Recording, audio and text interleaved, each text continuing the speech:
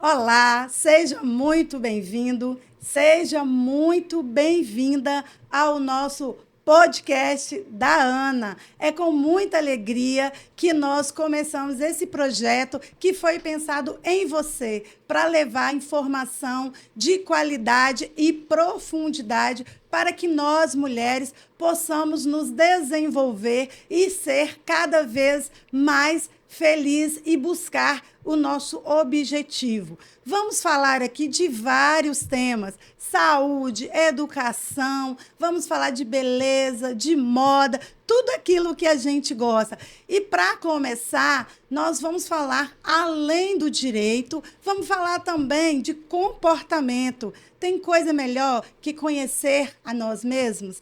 Por isso, nosso primeiro episódio é com a doutora Milena Vidal, psicóloga, uma mulher inspiradora, que é uma desenvolvedora de talentos femininos. Uma pessoa incrível, vocês vão adorar o nosso bate-papo.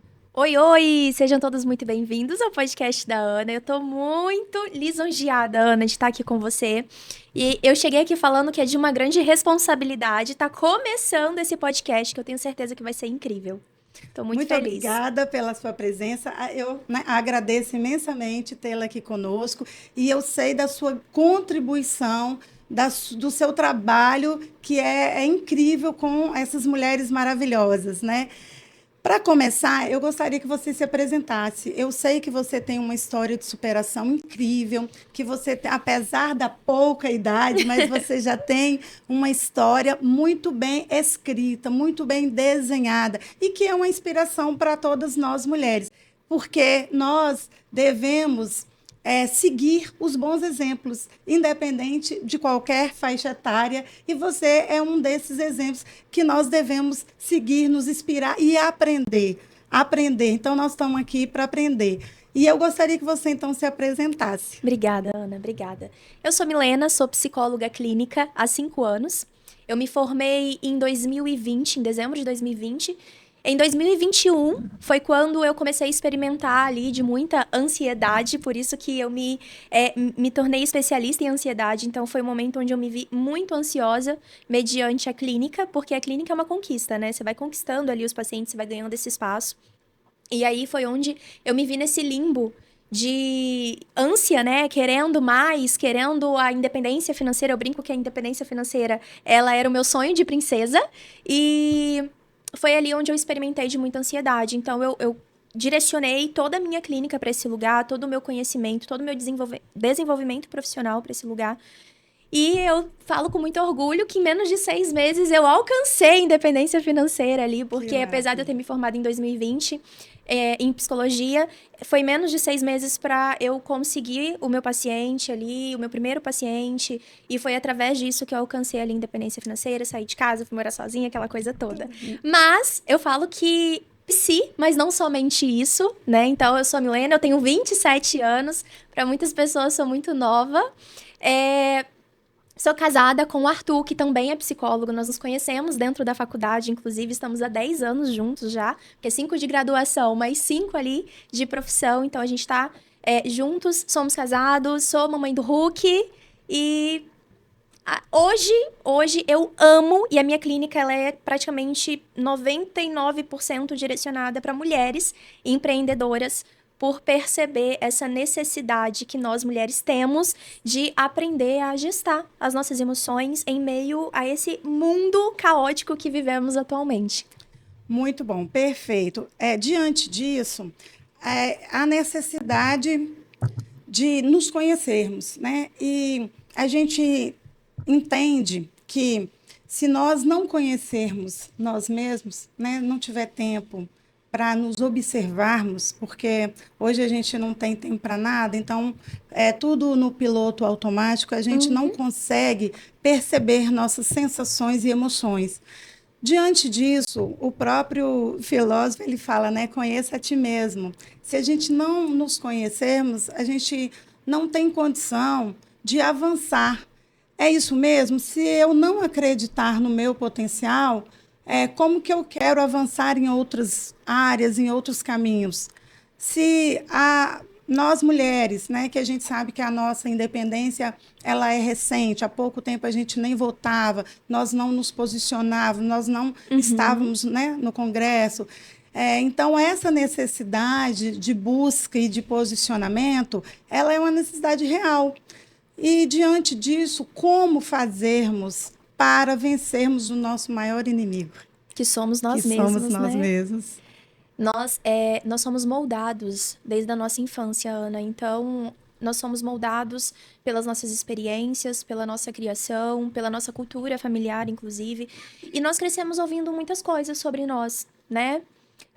Você não faz nada direito, tudo que você faz errado, você é burra, né? Então, muitas vezes a gente cresce ouvindo coisas sobre nós que são pesadas. Então, é muito fácil a gente olhar para trás, a gente olhar para nossa história e a gente identificar algumas falas duras com a gente mesmo.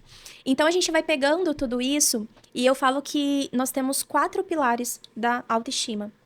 Um dos principais pilares, assim, o primordial, o que sustenta todos, é o autoconceito. O autoconceito, Ana, nada mais é do que o autoconhecimento.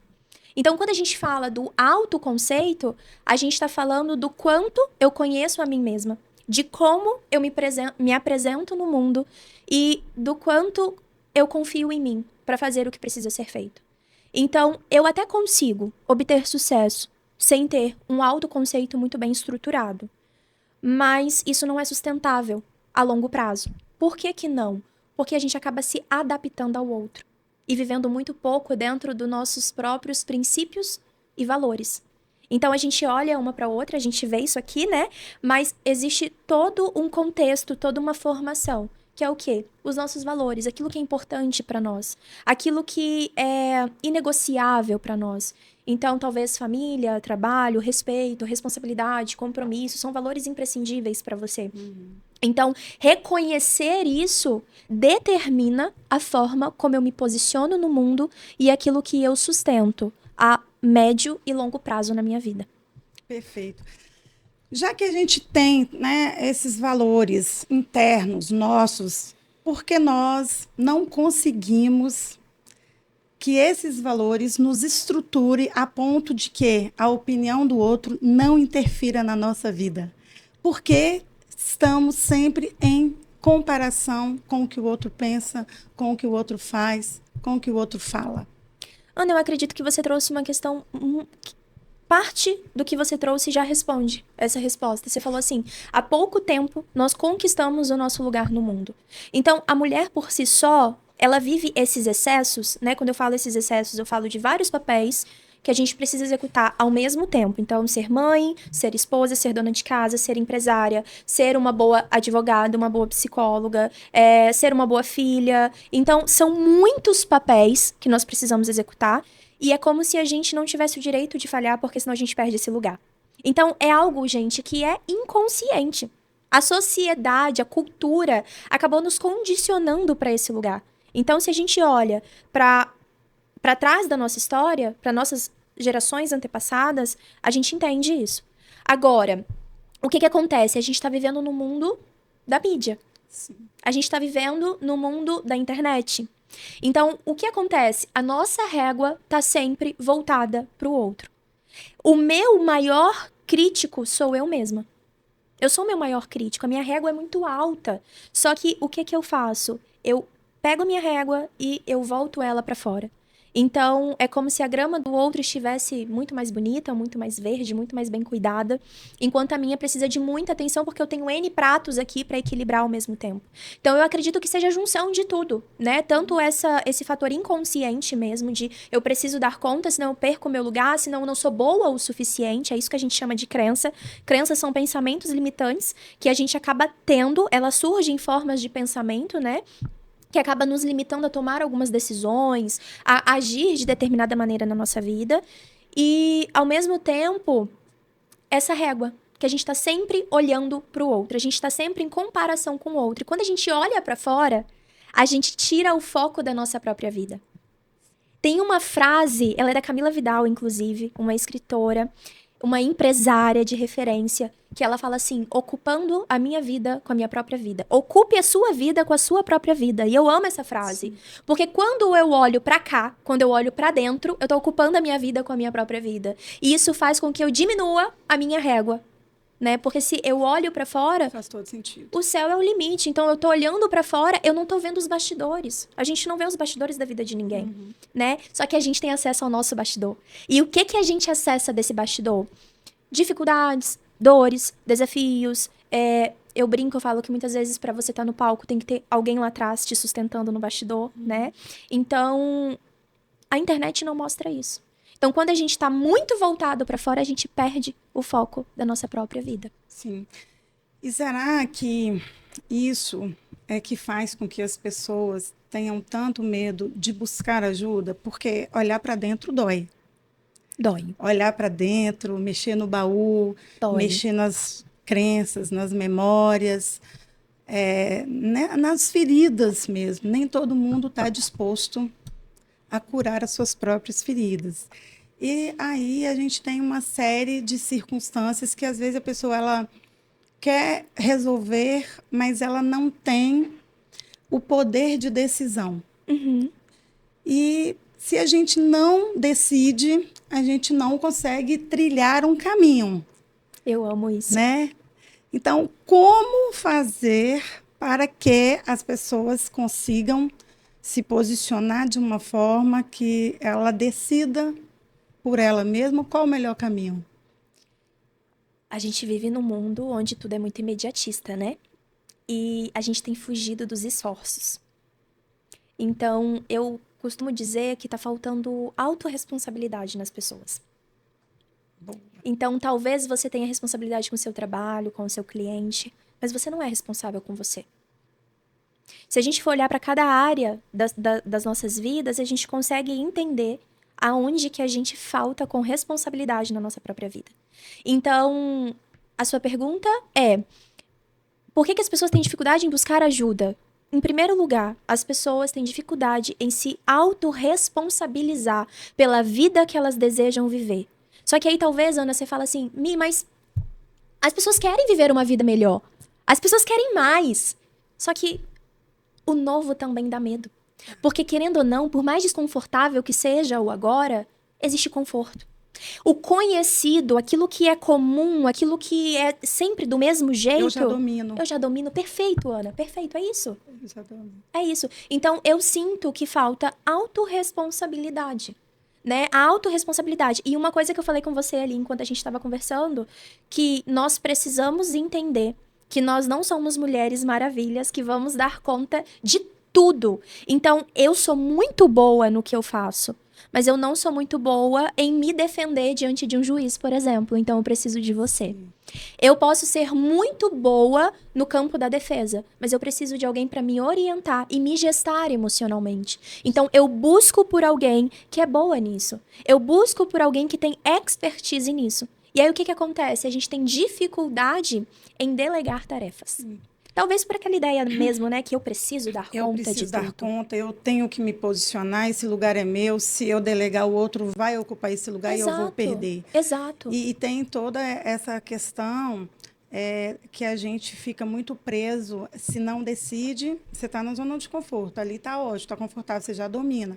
Mas, ao mesmo tempo, se você não sai, você não conhece o novo. E aí são aquelas pessoas que elas ficam, que a gente fala, cultivando os problemas. Isso. E a gente sabe que a gente tem que buscar a solução. O solucionador é que vai ter uma vida mais ativa, resolutiva, né? Como você falou, não tem uma fórmula. Nós estamos aqui experimentando. Exato. Se eu não experimentar, como eu vou saber? Exatamente. Se vai ser bom, se eu vou dar conta, se a gente vai acertar ou não. Então, a dificuldade que as pessoas têm, que nós vamos chegar aí na autocrítica, é da exposição.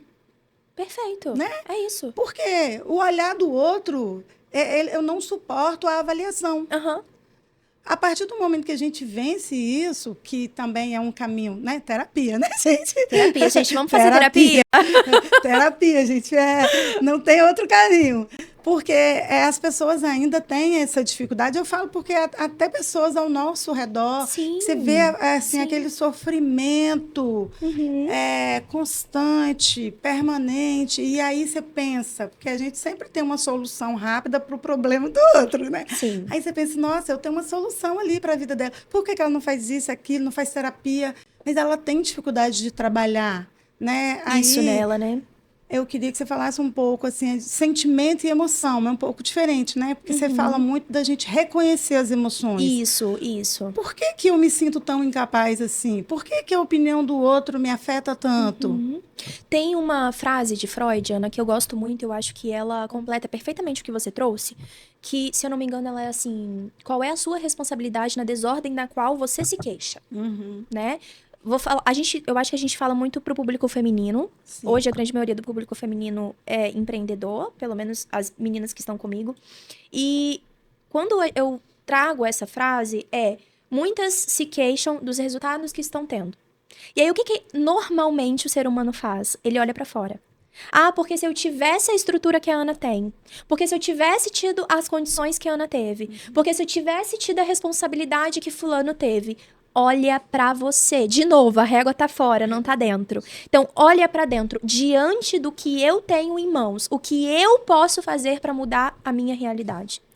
E entender que tudo é um processo. Sim. Eu não vou sair do 8 pro 80 de uma hora para outra. Eu tenho que passar pelo 9, pelo 10, pelo 72. Então, eu tenho que caminhar. E eis a questão, nem todo mundo tá disposto a caminhar, Exato. tá? Porque Então, dói, né? Realmente dói. Você vai falar, poxa, quais são as minhas fraquezas? Né? Quando você fala em delegar e buscar habilidades fora, né, das quais a gente não as tem, é exatamente isso. Primeiro, eu tenho que me observar e classificar. Quais são as minhas forças? Quais são as minhas fraquezas? Para daí eu conseguir delegar.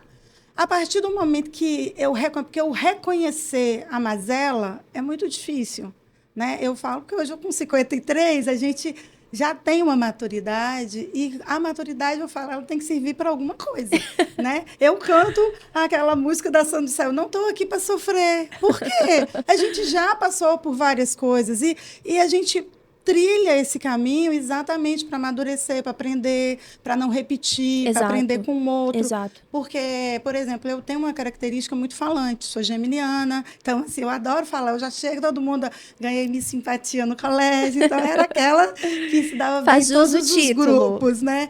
Mas com o passar do tempo, eu percebo, e eu estou tão feliz com isso, eu estou muito na escuta ativa. Como eu estou, assim, percebendo que do lado de cá, ontem eu estava numa reunião, e a pessoa, Ana, fala. Não, eu vim para ouvir, eu vim para aprender. Hoje eu vim para aprender.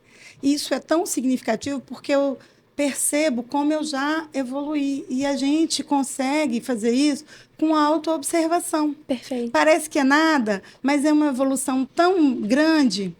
E outra coisa, quando a gente consegue dizer não sem culpa, né? Aí entra o que eu amo. Eu amo esse tema, que é sobre autoliderança. Perfeito. O que é autoliderança? A autoliderança é a coragem que você usa diante dos desafios e das dificuldades, dos desapontamentos, inclusive, e, ao mesmo tempo, os limites que você coloca. Então, isso vem da autoliderança. Então, autoliderança é coragem e vulnerabilidade. Nós precisamos entender que nós não somos perfeitas, apesar de nós querermos muito alcançar esse lugar da perfeição. Então, quando eu falo da autoliderança, resumindo, o que é ser líder de mim mesma? Ser líder de mim mesma é aprender que eu sou um ser humano, que eu sou vulnerável, que eu vou chorar, que eu vou sentir, que eu vou sofrer em alguns momentos, que eu vou ter dificuldades. Então, a autoliderança é coragem de ser quem você é. É coragem de desapontar. É coragem de pôr limites. É coragem de enfrentar o novo, a exposição, que é o que você trouxe. E, ao mesmo tempo, é a coragem de me mostrar vulnerável para o outro. E aí, o que acontece? Voltando um pouquinho, você falou sobre julgamento, não foi, Ana? Sim. Por que nós temos tanto medo do julgamento?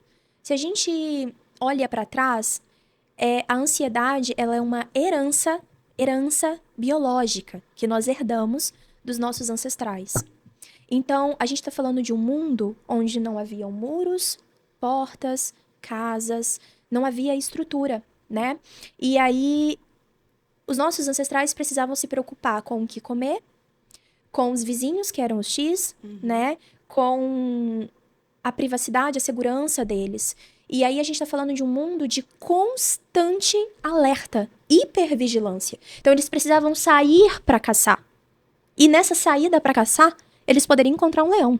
E aí, meu amor, é sobrevivência. Sobrevivência. Né? O instinto da É o sobrevivência. instinto da sobrevivência. Se você topa com o Ativo. leão, Ana, o que você faz? Correr? Você corre. Você Corre. foge, né? Você foge, você não vai enfrentar um leão. E aí, para você fugir, o seu corpo, ele começa a bombardear sangue, o seu coração, ele começa a acelerar para fazer esse bombardeamento de sangue, enfim, acontece toda a alteração fisiológica, porque o seu corpo, ele precisa reagir, senão você paralisa diante desse cenário. Então, hoje, é o medo certo na hora errada. Por quê? Porque nós não estamos mais em hipervigilância, nós não estamos correndo risco de vida, né? De um vizinho hostil, de ser caçada por um leão, ser encontrada por um leão, enfim. Então, é o medo certo na hora errada. Quais são os nossos medos? Mudaram. Hoje é o julgamento, é o apontamento, é o desagradar. O desagradar. Ninguém gosta da ideia de que alguém tá falando de você pelas costas. Então, hoje, o medo é o medo de falhar, é o que o outro vai pensar sobre isso, é o que vão falar de mim, é o que vão achar sobre. Então, é o medo certo na hora errada. Sim. E aí vem uma questão baseada também na falta de uma estima, né? Uma baixa estima que foi construída por todos esses fatores que a gente falou aqui, crenças, estrutura familiar, Exato. as experiências vividas. E isso acelerou e piorou muito, né, Perfeito. com a internet. Porque hoje, como você falou, a gente só vê o belo na rede social. Exatamente. E aí a gente está bombardeado dessa dopamina que Exatamente. é falsa. Exatamente. Né? Que te dá uma falsa sensação de, inclusive, incapacidade. O outro está na Europa, eu estou aqui. O outro está no iate, eu estou aqui. Exatamente. Né? O meu colega está ganhando 7 dígitos e eu estou aqui. Exatamente. Você nem sabe se é isso mesmo. A gente nem sabe, não tem nem como Exato. checar essa informação, mas ela te afeta de alguma forma. Porque você também quer saber e quer fazer o que ele fez para chegar A nesse gente nível. sai dessa hipervigilância de sobrevivência da própria vida para sobrevivência dentro desse mundo atual, entende? Sim. Olha que loucura, né? É uma sobrevivência do mundo atual. Então eu tenho que ser tão bom quanto o outro é. Eu tenho que ter o que o outro tem. Eu tenho que parecer o que o outro é. Senão não ganha um like. Então, Ana, a gente sai dessa sobrevivência de risco de vida para uma sobrevivência do mundo atual. E aí, por isso que estamos tanto em estado de alerta. Hoje, a ansiedade é o mal do século. Sim. Então, difícil é quem não é ansioso. Sim. Existem vários tipos de ansiedade. Aquela ansiedade inquieta, né? Onde você percebe a pessoa inquieta, que se mexe, que se movimenta. Mas também tem aquela ansiedade silenciosa. Que você olha e você fala, nossa, Ana é tão tranquila. E dentro dela tá... A cabeça tá a mil. Os pensamentos estão super acelerados. Então, por quê? Por quê? Porque é o medo certo na hora errada. O perigo passou a ser outro. E o medo é essa sensação de que você não está preparado para aquilo que vem, né? Exato. Sempre aí o medo gera insegurança e vem o círculo vicioso, não o virtuoso. Isso! Que a gente fala, né? Então, como sair desse círculo vicioso para a gente começar um círculo virtuoso, né? Qual técnica, o que nós mulheres, principalmente pela própria sobrecarga e já vem esse desgaste emocional, hormonal, daí vem menopausa, depois dos filhos. Então, assim, a gente sempre está passando por fases e o que a gente pode fazer para construir, porque é uma construção, né? Exato. É uma autoconfiança, uma vida mais leve, sem esse peso nos ombros, sem essa carga, né, da aprovação do outro. O que a gente precisa começar ou aprender a fazer? Você acha que livros, técnicas, qual o caminho? Ana, primeira coisa, vamos direcionar a régua para dentro, para o meu eu interior. Quem sou eu? Poucas pessoas, parece simples, mas quando eu faço essa pergunta, dentro do processo terapêutico, minhas pacientes chegam a pular. Ah, não, Milena, não consigo responder essa pergunta. Então, quem sou eu? O que me compõe? Quais são os valores inegociáveis para mim? Aquilo que eu não abro mão, aquilo que eu não aceito, não ter, não viver, não ser, né? Então, volta a régua para dentro, sai um pouquinho de fora. Aqui é tomada de consciência, eu só mudo aquilo que eu tomo consciência. Então, enquanto eu tô no modo 2 vezes do WhatsApp, isso não vai acontecer e nós estamos sendo condicionados pelo mundo atual a viver no modo de 2 vezes do WhatsApp. E se eu não paro, eu não consigo me observar. Não. Se eu não me observo, eu não consigo chegar no nível de consciência para falar por que eu tô com raiva? Exatamente. Por que que hoje eu tô com ódio de fulano? Exatamente. O que fulano fala que me ataca tanto? E a partir do momento, né, que a gente vai, como você diz, reconhecendo essa emoção, ela não vai sumir. Mas a gente tem que aprender o quê? A lidar com ela. Né? Exato. De que forma que aí eu começo a perceber o mecanismo de transferência do outro. O que o outro não gosta nele ou não faz nele, ele joga para mim.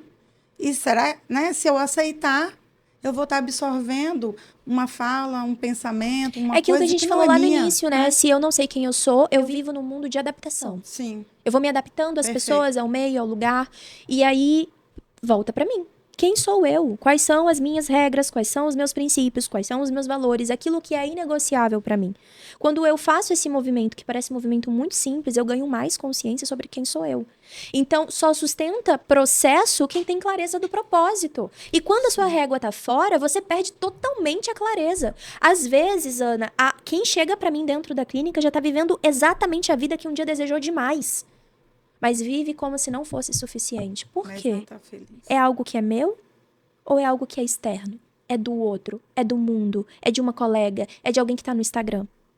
Então, primeiramente, processo, tomada de consciência. Tomei consciência? Perfeito. Começa a se reconstruir. Por quê? Nós carregamos muitos rótulos que não são nossos. Sim.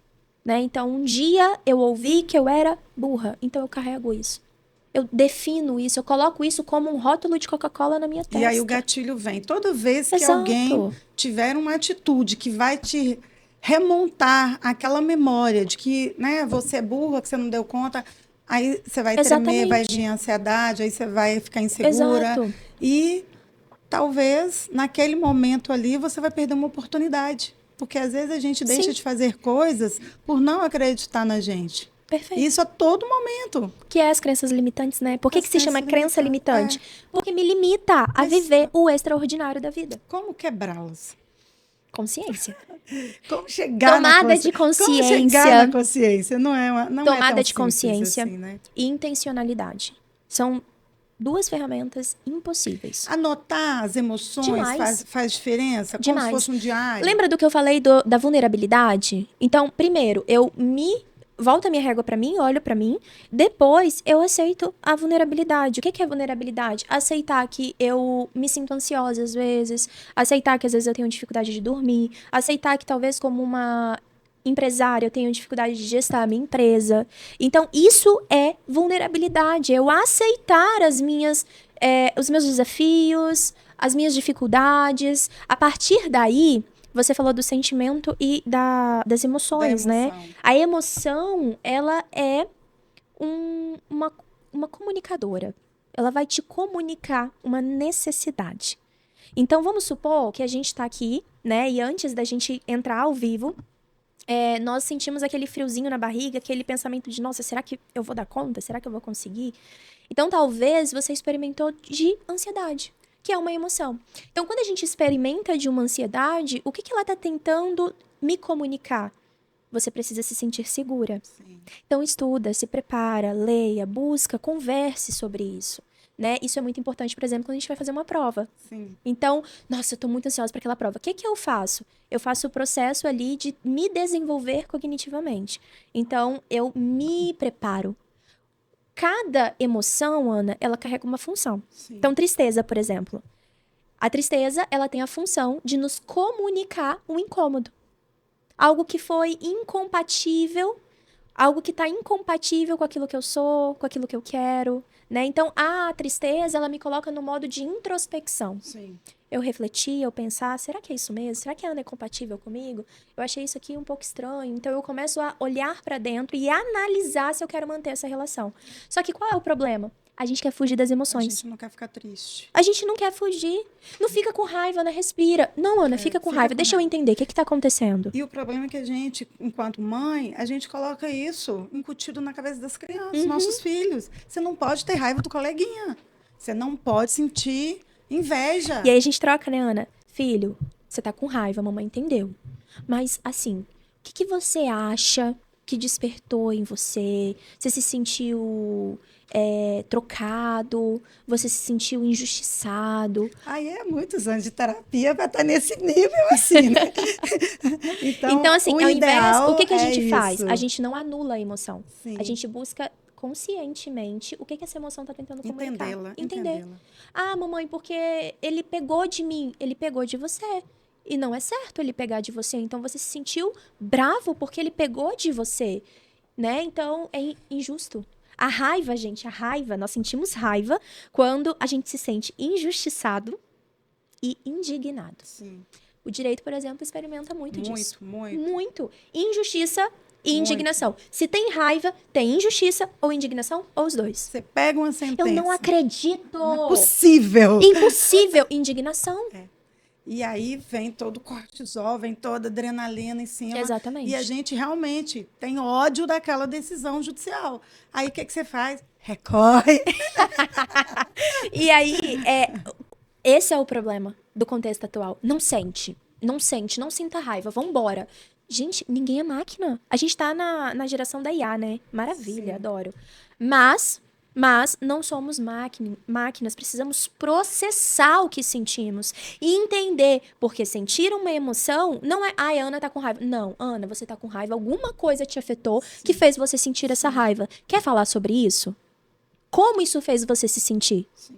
Né? Então, olhar para isso de frente, encara isso. E isso é autoliderança. Autoliderança é olhar para as minhas emoções com coragem. E olha que interessante, coragem não é ausência de medo. Sim. Porque se eu não tenho medo, eu vou precisar de coragem para quê? O medo impulsiona, né? Ele só não pode te parar, mas Exato. parece jargão, mas é isso. Exato. Né? Então, só existe a coragem, ela só tá presente nas nossas ações quando existe um medo, né? E o medo é o quê? Medo de não estar preparada, medo de não estar pronta, medo de não dar conta, medo de eu não alcançar aquele resultado.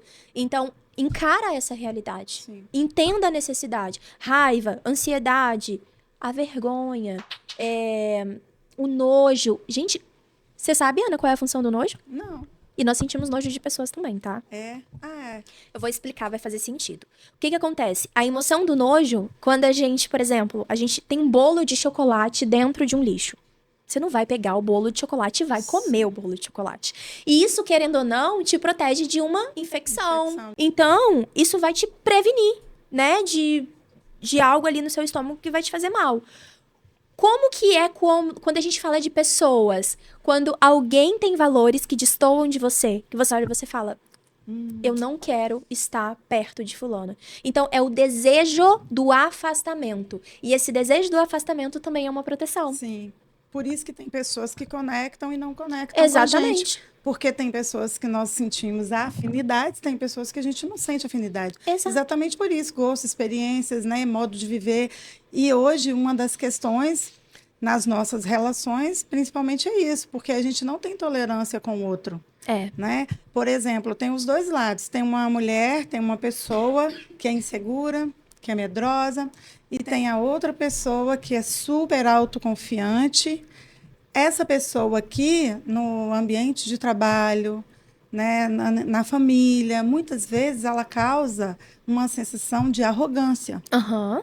E isso a afasta das outras pessoas. E, às vezes, só porque ela sabe se posicionar, falar adequadamente, articular na hora certa, tem bons argumentos. Então, a gente também, o que você vê no outro que não te agrada, você também quer afastar. E eu percebo isso no direito. A pessoa, quando ela tem o domínio, as outras pessoas falam, não, fulano é muito arrogante. Uhum. Nossa, fulano tem uma prepotência. Mas ela só tá confortável ali no lugar dela. Ana, você quer ver uma coisa que acontece muito comigo? Eu amo me arrumar. Eu Sim. amo andar bem vestida. Não interessa, eu vou ali na Avenida Central. Eu gosto. E aí as pessoas, elas me olham de cima e embaixo. Algumas param e falam, nossa, você é muito... Como que a pessoa falou? Ela falou assim, você é muito estilosa. Muito estilosa. Nossa, amei, você é muito estilosa. Meu Deus, eu nunca imaginaria um look assim. E tem outras pessoas que te encaram. E aí, existe muito desse lugar, né? Quando você olha, que você repara, vem o julgamento. Por quê? Você não tá tendo acesso ao outro. Você tá tendo acesso à imagem do outro. Lembra dos 4 pilares? Sim. Autoconceito, autoeficácia, autoimagem e autorreforço. Autoimagem. E na autoimagem é superficial. Você não conhece o outro. Então aí tem 2 divergências, né? A primeira é alguém que você bate o olho e fala, metida, nojenta, né? E você não conhece, porque você tá acessando a superfície do Sim. outro. Mas também tem as pessoas que têm muita insegurança, que não têm esses pilares muito bem definidos da autoeficácia, que é o quanto você confia em si mesma, Sim. que não tem o pilar do autoconceito muito bem estruturado e sólido, e que usa da arrogância para camuflar essa Uma insegurança. segurança. Exatamente. Então a gente tá falando assim de 2 mundos que divergem, mas que acontece muito. Que é uma contradição, mas pode acontecer. Aquela que é realmente segura e a outra não. Exato. Gente, esse assunto aqui, a gente ficaria a gente vai tarde embora, né? inteira conversando, que é muito gostoso. Mas nós temos 4 minutinhos já, estamos para finalizar, caminhando para o fim. Para finalizar, eu vou te perguntar assim, quais livros que você indica para quem quer começar a mudar a mentalidade, para quem quer começar a se desenvolver, né? A gente sabe da importância da terapia, mas nem todo mundo pode pagar uma terapia, infelizmente, né? O SUS devia, né, oferecer, né, para todo mundo. Eu falo que eu sou igual o Celto Mello, acho que todo mundo tinha que fazer essa terapia. Eu sou super a favor, né, do desenvolvimento para a gente ser mais feliz, né? Eu acho que as pessoas iam viver com menos sofrimento, ia viver mais leve. Com porque certeza. é isso, é aquele momento na terapia que você para falar sobre você. E é difícil a gente, no dia a dia, fora disso, você conseguir essa pausa para falar, e aí, o que eu estou fazendo? Será que as minhas ações estão realmente, né, coerentes com o que eu penso, com o que eu faço, com a vida que eu quero levar? Eu acho isso muito interessante. E é inovador, né? É muito gratificante ao final. Pois fala para gente aí um livro que você acha que é legal para a pessoa começar a ler, para quem tem acesso. Para complementar o que a gente conversou aqui hoje no podcast, Brené Brown, né, que fala sobre a coragem de ser imperfeito, sobre ser líder de si mesma, né? Então, ela é uma autora que fala muito sobre esse lugar do eu. Sim. Da construção da autoestima, desses pilares. O Walter Rizzo, ele também inclusive, ele tem um livro que fala ele define esses 4 conceitos da autoestima, que se chama Apaixone-se por Si Mesma. Ai, que lindo. Eu amo muito esse livro. Então, assim, ok, às vezes eu não consigo me colocar nesse ambiente, mas quais movimentos eu faço para começar a acessar o lugar que eu desejo ocupar na minha própria vida, né? Então, entre o eu quero e o eu decido, tem uma ponte aqui. Sim. Então, lembra da frase? Qual é a minha responsabilidade na desordem na qual eu estou me queixando? Então, eu olho para minha realidade. O que eu preciso? Melhorar quem eu quero me tornar? Quem eu quero ser? Né? O que eu quero alcançar na minha vida? Que lugar eu quero ocupar? Então, começa acessando podcasts, livros. O Instagram hoje, ele também tem muito conteúdo de valor. Então, a gente só precisa saber aquilo que é o ambiente que te potencializa e aquilo que é um ambiente que te mina a energia, né? Mina a sua energia. Gente, eu não sei vocês, mas eu tô assim, ó, apaixonada por esse papo, por esse episódio. Foi maravilhoso. Muito obrigada, Obrigada a doutora você, Milena. Ana. Foi um prazer estar aqui. Gente, muito obrigada pela audiência de vocês. Até o próximo.